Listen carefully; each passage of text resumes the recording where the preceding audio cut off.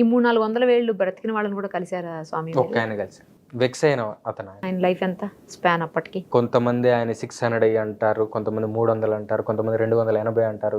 ఎవ్వరికి తెలియదు, అది ఒక అంచనా వేస్తారు అంతే. ఆయన చెప్పలేడు, ఆయన చెప్పడు అసలు, వాళ్ళు అస్సలు ఓపెన్ గారు.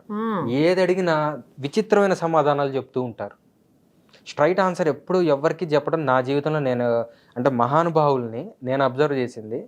మనం ఏదైనా డైరెక్ట్గా 2+2 అంటే వాళ్ళు ఏమంటారంటే 5-1 అంటారు కానీ 4 అని చెప్పరు. విచిత్రంగా చెప్తూ ఉంటారు సమాధానాలు, డైరెక్ట్గా చెప్పరు. అది ఏమిటి అనేది ఆ స్థాయి వస్తే కానీ అర్థం కాదని నేను అర్థం చేశాను. మీరు ఎన్నేళ్ళైంది స్వామి ఇందులో ఉండబట్టి? డీప్గా వెళ్ళింది మాత్రం ఒక 8 years. 8 years. ఇంకా ఇందులోనే కంటిన్యూ అవుదాం అనుకుంటున్నారా, లేకపోతే ఏమన్నా చేంజ్ అవుదాం అనుకుంటున్నారా? ఇందులోనే అండి, ఇంకా చేంజ్ అయినా కూడా కుదరదు. మీ ఏజ్ ఎంత స్వామి? 33. మీరు బాగా చదువుకున్నట్టున్నారు, చాలా చిన్న ఏజ్, కానీ ఎందుకు మీకు ఈ రకమైనటువంటి తత్వబోధన వైపు వెళ్లాల్సి వచ్చిందో అర్థం కావట్లేదు అసలు. అంటే అందరూ ఏమనుకుంటారంటే ఇందులో ఏదో జీవితం ఏమీ లేని ఒక డ్రై సబ్జెక్ట్ అనుకుంటారు. ఇందులో సుఖాలు లేవని, ఇందులో సంతోషం లేదని అనుకుంటారు కదా. ఇందులో సంపాదన ఉండదని. సంపాదన అంటే ఇవాళ రేపు ఇందులో ఉన్నంత సంపాదన ఇందులో లేదని చాలా మంది బాబాలు ప్రూవ్ చేశారు అనుకోండి. సరే అది వదిలేస్తే సుఖ సంతోషాలు లేవని చెప్పని అనుకుంటారు. కానీ జాగ్రత్తగా మనం అందరం ఆలోచిస్తే ఒకే వస్తువు కానీ, ఒకే మనిషి కానీ, ఒకే సందర్భం కానీ కాసేపు సుఖం కలిగిస్తుంది, కాసేపు దుఃఖం కలిగిస్తుంది. మేబీ మన ఇళ్లలోనే మనం చూసుకోవచ్చు. భార్య వల్ల భర్త కానీ, భర్త వల్ల భార్య కానీ, పిల్లలు కానీ, ఆఫీస్ కానీ, వాళ్ళ కార్ కానీ, ఏదైనా మనకి ప్రపంచానికి మధ్యలో ఏ వస్తువైనా కాసేపు సుఖాన్ని ఇస్తుంది, కాసేపు దుఃఖాన్ని ఇస్తుంది. కరెక్టే. కాబట్టి మీ లైఫ్ లోనే సుఖం లేదు, మా లైఫ్ లో సుఖం ఉంది. అంతేనా? మా లైఫ్ లోనే లేదు. అయితే ఉంటే బాబాల్ని ఎందుకు మొక్కుతారు అందరూ? దేవుళ్ళ గుడికి ఎందుకు వెళ్తారు? అక్కడే సుఖం ఉంటే మేము మీ దగ్గర రావాలి కదా. మీరు అన్నిటికీ అతీతులు కదా, మానవాతీతులు. మీరు మానవాతీతులేం కాదు, కానీ ఉన్న దాంట్లో ఏంటంటే సుఖం దుఃఖం కామను. దాని నుంచి తితీక్ష నేర్చుకుంటారు వీళ్ళు. మాత్రా స్పర్శాస్తకౌంతేయ శీతోష్ణ సుఖ దుఃఖదాహ ఆగమాపాయన అనిత్య తాం తితీక్ష స్వభారత అని భగవద్గీతలో చెప్పారు. శరీరము ప్రపంచం మధ్యలో ఒక సంపర్కం ఏర్పడినప్పుడు సుఖం దుఃఖం అనేది 2 అవుట్పుట్స్ వస్తాయి. అవి కామన్. వాటికి సామాన్యులు చెలించిపోతారు. అమ్మో నాకు ఇది అయిపోయింది, ఇప్పుడు వచ్చే సంవత్సరం ఇంకా జనవరిలోనే ఉగాది పంచాంగం తెప్పించుకొని చూసే వాళ్ళు ఉంటారు. అంత యాంగ్జైటీ తోటి అమ్మో ఏమవుతుందో అని చెప్పిన ఒక భయంతో, యాంగ్జైటీ తోటి ఆనందాన్ని ఇటు దుఃఖాన్ని రెండింటినీ తట్టుకోలేరు. ఈ స్టెబిలిటీ ఆఫ్ మైండ్ అనేది సాధన చేసే వాళ్ళకి వస్తుంది, మాంగ్స్కి ఉంటుంది. గుప్త నిధుల కోసం తవ్వకాలు చేశారని, లేకపోతే గుప్త నిధులు పలానా చోట ఉన్నాయని ఈ సాధువు చెప్పాడు, ఈ మాంకు చెప్పాడు, లేకపోతే ఈయన చెప్పడం వల్ల నేను చేశాను, ఇట్లా చెప్తుంటా. నిజంగా గుప్త నిధులు ఉంటాయా? మనకి 546 ప్రిన్స్లీ స్టేట్స్ ఉండేవి. సర్దార్ వల్లభాయ్ పటేల్ మొత్తం అఖండ భారతాన్ని కలపక ముందు చిన్న చిన్న రాజ్యాలు. ఈ నిధులు అనేది ఇదివరకు ఇప్పుడు ఉన్నంత బ్యాంక్ సిస్టమ్ లేదు కాబట్టి వాళ్ళు అక్కడో ఇక్కడో దాచిపెట్టే ఉంటారు. చారిత్రకంగా అది నమ్మచ్చు. కానీ అన్ని సంవత్సరాల అయిపోయిన తర్వాత ఇప్పుడు అవి ఉన్నాయా నిజంగా లేవా అనేది అంత ఈజీగా తేలే విషయం కాదు. కానీ యక్షిణి విద్యలను ఉన్నాయి. అందులో హంసిని, ప్రమోద 2 విద్యలు ఉన్నాయి. అవి కేవలం ఈ గుప్త నిధులు చూపెట్టడానికే ఉన్నాయి. ఎవరైనా కావాల్సుకున్న వాళ్ళు అవి చేసుకోవచ్చు. ఆ యక్షిణిలు వచ్చి పలానా చోట గుప్త నిధి ఉందని చూపిస్తుంది, కానీ గుప్త నిధుల జోలికి వెళ్ళటం అయితే మంచిది కాదు. ఎందుకంటే ఒకటే అది మనది కాదు. అవును కదా, మరి దొంగతనం చేసిన ఫలితం వస్తుంది. రెండవది, అది ఎవరైతే దాచిపెడతారో దానికి మంత్రబంధనాలు వేస్తారు. దానివల్ల ఏమవుతుందంటే బలులు కోరుతాయి. ఆ సొమ్ము ముట్టుకుంటే బలి కోరుతుంది అది. అందుకనే మనకి ఆంధ్ర ప్రాంతంలో బలిగోరిన వజ్రాలనే కథ ఉంది. ఒక పెద్ద ఆయన ఉంటాడు, వాళ్ళ పూర్వీకుల గుప్త నిధి ఒక చోటు ఉంటుంది. ఈయనకు తెలుసు అది. అయితే ఆ మ్యాప్ ఉంటుంది. ఆ మ్యాప్ పట్టుకొని అక్కడికి వెళ్ళటం ఈయనకి కొంచెం అంత నాలెడ్జ్ లేదు. ఈయనకి ఇంకో 3 పెట్టుకుంటాడు ఈయన హెల్ప్ చేయమని. మీకు అందులో కొద్దిగా గొప్ప పర్సంటేజ్ ఇస్తానులే అని చెప్పని అంటాడు. వీళ్ళు 3 వచ్చిన వాళ్ళు ఒక తండ్రి, ఆ తండ్రికి 2 కొడుకులు. వీళ్ళు 3 హెల్ప్ చేస్తారు. పైగా ఆ నిధి దొరుకుతుంది. దొరికిన తర్వాత వీళ్ళు ఏం చేస్తారంటే వీడికెందుకు ఈ నిధి అని చెప్పి వాడిని అక్కడే చంపేస్తారు. ఫస్ట్ మొదటి బలి అది. తర్వాత వీళ్ళు 3 ఆ నిధిని చిరు సమానంగా పంచుకుంటారు, తండ్రి కొడుకులు. ఇక ఎవరి దారిలో వాళ్ళు వెళ్తారు, బాగానే ఉంటుంది. తండ్రి పెద్దవాడైపోతాడు. పెద్ద అబ్బాయికి సంతానం ఉండదు.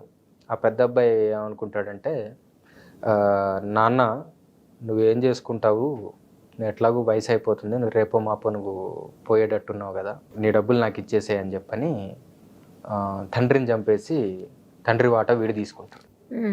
ఈ పెద్ద అబ్బాయికి సంతానం లేదు కదా, వీళ్ళ తమ్ముడు ఏమనుకుంటాడంటే అరే నీకు సంతానం లేదు ఏం లేదు నువ్వు ఏం చేసుకుంటావు వదిరాలని చెప్పని వీడిని చంపుతాడు తమ్ముడు.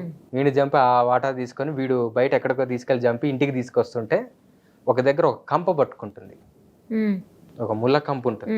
రాత్రి పూట చీకట్లో ముళ్ళ కంప పట్టుకోగానే నన్నేదో పిశాచం పట్టుకుందేమో అని చెప్పని, లేకపోతే ఇంకెవరు పట్టుకున్నారో ఏమిటా అనుకొని వీడు ఏం చేస్తాడంటే వాడిని నరికిన కత్తితోటి ఆ ఏం పట్టుకుందో ఆ చేతిని నరుకుదామని అట్లా నరుకుతుంటుంటే వీడి దగ్గర ఉన్న ఒక ఆర్టరీస్కి సంబంధించిన నరాలు కట్ అవుతాయి కాళ్ళకి, రక్తస్రావం అధికంగా జరిగి వీడు చచ్చిపోతాడు. ఇది స్టోరీ ఫైనల్గా. ఎవరికి ఏమీ దొరకలేదు. ఇది బలిగోరిన వజ్రాలు అంటారు వీటిని. అందుకని గుప్త నిధుల దగ్గరికి అంత తేలిగ్గా పోకూడదు అసలు, అది మంచిది కానే కాదు. అయితే ఒకటి ఉంది, మేము మా గురువుల్ని అడిగితే తెలుసుకున్న విషయం ఏంటంటే అది మన కర్మలో ఉంటే అది ఖచ్చితంగా దొరుకుతుంది, మన దగ్గరికే వస్తుంది. ఎవడు ఆపాలనుకున్నా అది కుదరదట. పైగా భూమాతకు ఆ శక్తి ఉందట, మనం దాచిపెట్టినా కూడా అట్లా జాగ్రత్తగా కాపాడుతుందట. స్వామి నాగబంధనం అంటారు, కొన్ని టెంపుల్స్లో ఉంటుంది అంటారు. దేవాలయానికి సంబంధించిన నగలు దాచినటువంటి ప్లేస్లో నాగబంధనం వేశారండి. నేను ఎక్కడ విన్నాను అంటే అది అనంత పద్మనాభ స్వామి టెంపుల్లో విన్నాను నేను. అది నేను చూశాను కూడా. ఆ రూమ్లోకి లాక్ వేసేసి ఉంది, వెళ్ళటానికి కూడా లేదు అసలు. మిగతా రూమ్స్లో ఉన్నటువంటి వజ్రాలు ఆభరణాలు వైడ్యూర్యాలు అన్నీ కూడా చూసాము, అంటే డైరెక్ట్గా చూడలేదు కానీ పిక్చర్లో చూసాము. అది నిజం. నాగబంధనం వేసిన రూమ్ అయితే నేను డైరెక్ట్గా చూశాను, వెళ్ళనివ్వలేదు అక్కడకు. సో అది నిజమా అసలు, అట్లా ఉంటుందా? ఖచ్చితంగా ఉంది. కొన్ని మంత్రాలు ఉన్నాయి, స్నేక్స్ మీద కంట్రోల్ తెచ్చుకోవచ్చు ఆ మంత్రాలతోటి. పాము మంత్రాలు అనేక రకాలు ఉన్నాయి, గరుడ మంత్రాలు ఉన్నాయి, వాటి ద్వారా కూడా స్నేక్స్ మీద కంట్రోల్ తెచ్చుకోవచ్చు. ఈ స్నేక్స్ అంటే ఫిజికల్ స్నేక్స్ మీద కొంత, ఈ బంధాలు అంటే ఏంటంటే ఆ మంత్రంలో ఉండేది సహజంగా ఉండేది వాటిని ఆకర్షించే శక్తి ఒకటి ఉంటుంది ఆ సిలబుల్స్కి. అంటే మనం జనరల్గా పలికే పలుకులన్నీ లౌకిక శబ్దాలు. శాస్త్రాల్లో నుంచి ఈ ఋషులు ఆ మెడిటేషన్లో కూర్చున్నప్పుడు ఋతంబర ప్రజ్ఞ అంటారు, సూపర్ కాన్షియస్ స్టేట్. అందులో వాళ్ళకి ఆ మంత్రాలు అనేది వాళ్ళు బియాండ్ మైండ్ స్టేట్లో వాళ్ళు దాన్ని దర్శిస్తారు. ఆ శబ్దాలను మంత్రం అన్నారు. మంత్రానికి శక్తి ఉంటుంది ఆ శబ్దాలకి. సో వాటికంటూ ఒక శక్తి ఉంటుంది కాబట్టి వాటిని ప్రయోగం చేస్తే మామూలు స్నేక్స్కి ఎటువంటి పవర్ అయితే ఉంటుందో ఆ బంధాల జోలికి వెళ్తే గనక వాటి యొక్క ఇంపాక్ట్ నెగిటివ్గా మన మీద ఉంటుంది. అదొక పద్మ వ్యూహం లాంటిది. అదే అక్కడ ఎవరైతే ఓపెన్ చేయడానికి ట్రై చేశారని చాలా మంది ట్రావెన్కోర్ నుంచి, తర్వాత అది ట్రావెన్కోర్ సంస్థానానికి సంబంధించింది కదా, ఎవరు ఆ ఇష్యూలో ఇన్వాల్వ్ అయ్యారో చాలా మంది చనిపోయారు ఆ టైంలో. మేబీ 2007-8లో ఇదంతా. అట్లా ఉంటుందా స్వామి? నిజంగా? అయ్యో ఖచ్చితంగా ఉంటుంది. అది బయటకు వచ్చింది ఆ న్యూస్. అదే న్యూస్. కానీ మన రాష్ట్రాల్లోనే కొన్ని ఆలయాల జోలికి వెళ్ళినా కూడా వాళ్ళకి చాలా ఇబ్బందులు వచ్చిన వాళ్ళు చాలా మందిని చూశాను నేను. ఇప్పుడు కుంభమేళా, మహాకుంభమేళా అవుతుంటాయి 12 ఏళ్లకు ఒకసారి, అట్లా మధ్యలో కూడా అవుతూనే ఉంటాయి కుంభమేళాలు. అలాంటి కుంభమేళాలకి చాలా మంది సాధువులు, నాగసాధువులు అందరూ వస్తారు కదా స్వామి. మామూలు రోజుల్లో వాళ్ళు ఎక్కడ ఉంటారు అసలు, కనిపించరు. ఒక్కసారి అన్ని వేల మంది ఎట్లా వస్తున్నారు, ఎక్కడి నుంచి వస్తున్నారు అసలు? Haridwar, Himalayas, lower Himalayas, mid range Himalayas, ఇట్లా అనేక ప్రాంతాల్లో ఉంటారు వాళ్ళు. కుంభ వచ్చినప్పుడు వాళ్ళు వస్తే వాళ్ళకి విడిది అనేది గవర్నమెంట్ ఏర్పాటు చేస్తుంది కొన్ని చోట్ల. అవును, కొన్ని చోట్ల ఆల్రెడీ వాళ్ళ కోసం అని కొన్ని బిల్డింగ్స్ కట్టే ఉంచారు, కట్టి వదిలేశారు. వచ్చిన కాసేపు అక్కడ ఉంటారు, మళ్ళీ వాళ్ళ సాధనలకు వాళ్ళు వెళ్ళిపోతారు. పర్ఫెక్ట్ గా ఇదే ప్లేస్ లో ఉంటారు, వాళ్ళ ప్లేస్ లో పర్ఫెక్ట్ గా ఉండరు, తిరుగుతూ ఉంటారు. ఎన్నేళ్ల సాధన తర్వాత అలా అయిపోతారు వాళ్ళందరూ? అసలు ఏ సాధన అయినా పరిపక్వత పొందాలి అంటే 12 ఏళ్ళు కనీస పక్షం. 12 ఏళ్ళు ఒక మంత్రం మీద గానీ, బ్రహ్మచర్యం మీద గానీ, ఏదన్నా ఒక ఫార్ములా, ఒకే ఆలోచన మీద 12 ఏళ్ళు కృషి చేస్తే ఒక దివ్యశక్తి ఉద్భవం అవుతుంది మనిషి శరీరంలో, మనస్సులో ఒక పరిపక్వత ఏర్పడుతుంది. 12 ఏళ్ళ సాధన. మీరు ఇలాగే గడ్డాలతో హెయిర్ అంతా అట్లా పొడుగ్గా అట్లనే ఉంటారా స్వామి ఎప్పుడును? అంటే స్టేజ్ దాటిన తర్వాత ఇది ఇట్లా వదిలేయాలి. అంతకుముందు కట్ చేయాలి, ఉంచకూడదు. ఇప్పుడు కట్ చేయొద్దు. ఇప్పుడు కట్ చేస్తే హెడ్ఏక్ వస్తుంది. ఇప్పుడు ఈ కుంభమేళాల్లోకి వచ్చేటువంటి సాధువులు లేదా మాంక్స్ లేదా సన్యాసులు వీళ్ళందరూ నేను విన్నాను, అంటే మరి ఎంతవరకు నిజమో నాకు తెలియదు, వాళ్ళందరూ కూడా డ్రింక్ చేస్తారని, తర్వాత చనిపోయిన వాళ్ళు ఉంటారు కదా ఆ శవాలని ఆ మాంసం తింటారని, పీక్కుని తింటారని, వాటన్నిటిని అట్లా చెప్తారు. కొంతమంది ఏమో అసలు ఫుడ్డే తినరని చెప్తారు. మళ్ళీ ఇదేంటి తింటారని చెప్తున్నా, నాకు అసలు అర్థం కావట్లేదు. ఇది మాంసము, మద్యము ఇవన్నీ కూడా ఈ పంచమకారాల కోవలోకి వస్తుంది. కుంభమేళాకు వచ్చే వాళ్ళందరినీ కూడా ఈ నాగసాధువులు కావచ్చు, అఘోరాలు కావచ్చు, సాధనలో భాగంగా చేస్తే తప్పులేదండి. ఈ మాంస మధ్య ఇవన్నీ పంచమకారాలు వాళ్ళు ఎప్పుడు ప్రతిరోజు చేయరు. వాళ్ళు కొంతమంది పాతని స్ట్రిక్ట్గా ఫాలో అయ్యే వాళ్ళు ఏంటంటే వాళ్ళ రూల్స్ ప్రకారంగా కొన్ని పర్వదినాలలో చేస్తారు. అయితే అవన్నీ ఎందుకు చేయాలి అని అంటే సాధారణంగా 2 ఆచారాలు ఉన్నాయి, దక్షిణాచారం, వామాచారం. ఇంకా డీప్కి వెళ్తే దక్షిణాచారం, వామాచారం, కౌలాచారం, మిశ్రాచారం, సమయాచారం, చీనాచారం, సిద్ధాంతాచారం, ఇట్లా చాలా ఉన్నాయి. ఇందులో దక్షిణాచారం అంటే ఇక్కడ మనందరం పాటించేది. Okay okay. అంటే సాధారణంగా సాత్విక వస్తువులతో పూజ చేయడం, రైట్ సార్, శుచి స్నానం చేసి మంచి పద్ధతిగా, అవును, మోరల్ అండ్ ఎథికల్ స్టాండర్డ్స్ అంటే లీగల్ ప్రాబ్లమ్స్ లేకుండా ప్రశాంతంగా అంటే పద్ధతిగా పూజలు చేయటం. అంటే ఇందులో ethical conduct, moral conduct, legal కండక్ట్ని అతిక్రమించడం అనేది ఉండదు ఓకే ఓకే దక్షిణాచారంలో. ఇందులో ఇంద్రియాలను నిగ్రహించుకోవటం, మనస్సును నిగ్రహించుకోవటం, వీటికి ఎక్కువ విలువ. Okay okay. వీటి ద్వారా అంటే కోరికలు ఎంత తీర్చుకున్నా కూడా ఈ శాస్త్రాలు ఏం చెప్తాయంటే మీరు కోరికలు ఎంత తీర్చుకున్నా కూడా అగ్నిలో నెయ్యి పోసినట్టు అవి ఎప్పుడు ప్రజ్వలిస్తూనే ఉంటాయి, ఇంకెక్కువైతూ ఉంటాయి ప్రతి కోరిక తీర్చుకుంటున్నా కొద్దీ. అందుకని వాటిని అదుపు చేసుకునే మార్గాలు ఇవి. అంటే జ్ఞాన మార్గం, తపో మార్గం, యోగ మార్గము, తంత్ర మార్గంలో దక్షిణాచార మార్గం. ఇక నెక్స్ట్ ఈ వామాచారం కావచ్చు, కౌలాచారం కావచ్చు, చీనాచారము, ఈ 3 ముఖ్యంగా.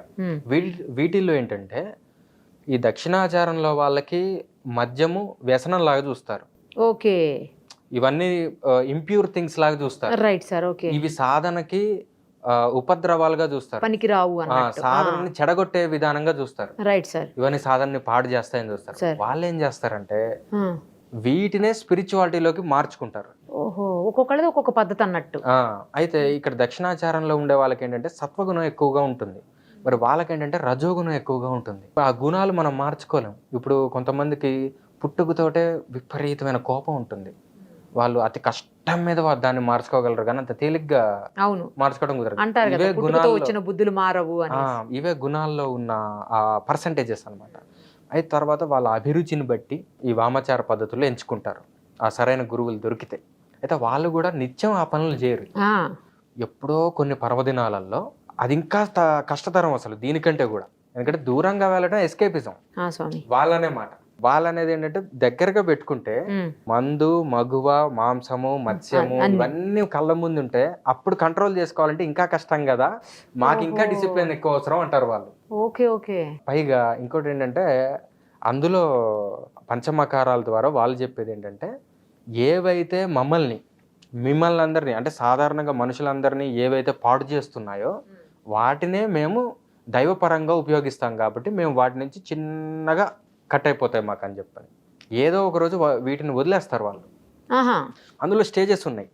ఒక అవధూత స్థితి వచ్చిన తర్వాత ఇవి పెద్ద వాళ్ళకి లెక్క కాదు, ఇవి చేయరు. ఇది సాధన దశలోనే చేస్తారు, ఇక ఆ తర్వాత వీటి జోలికి రారు, అవి అవసరం లేదు ఇక వాళ్ళకి. అయితే మరి దక్షిణాచారం వాళ్ళకేమో వీళ్ళంటే పడదు, కానీ వీళ్ళు దక్షిణాచారం వాళ్ళని తిట్టుకోరు. వీళ్ళు ఇచ్చినంత స్త్రీకి విలువ దక్షిణాచారంలో ఎవడీడు. చూడండి, ఇప్పుడు మీ ఇళ్లలో, మా అందరి ఇళ్లలో ఇక్కడ అందరూ పాటించే దక్షిణాచారమే.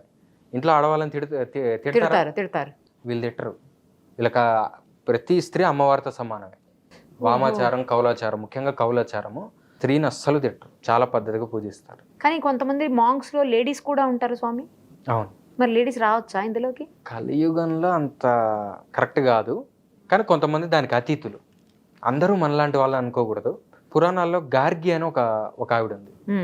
ఆవిడ జనక మహారాజు అష్టావక్రుడికి, జనక మహారాజు ఒక సభ పెడితే అష్టావక్రుడికి ఆత్మజ్ఞానం చెప్పిన ఆవిడ గార్గి అని ఆవిడ లేడీ సాధువు అనమాట. తర్వాత శారదామాత ఉంది, ఎవరు మన రామకృష్ణ పరమహంస వాళ్ళ వైఫ్. ఆవిడ కూడా ఎంతో మందికి ఆధ్యాత్మిక మార్గం నిర్దేశించింది. మేడం బ్లావట్స్కి ఉంది. ఎందుకు సౌరిస్ అని చెలంగారు ఉన్నారా, ఇది రైటర్ చెలంగారు వాళ్ళ కూతురు సౌరిస్ ఆవిడ పేరు. ఆవిడ ఎన్లైటెండ్. ఆవిడ ద్వారా చాలా మంది ఆధ్యాత్మిక మార్గంలోకి వచ్చారు. ఆవిడ మ్యారేజ్ చేసుకోలేదు. జిల్లాలో 3 అమ్మ ఉంది, ఆవిడ మ్యారేజ్ చేసుకున్నారు, కానీ షీఈ్ లైక్ లేడీ మాంక్.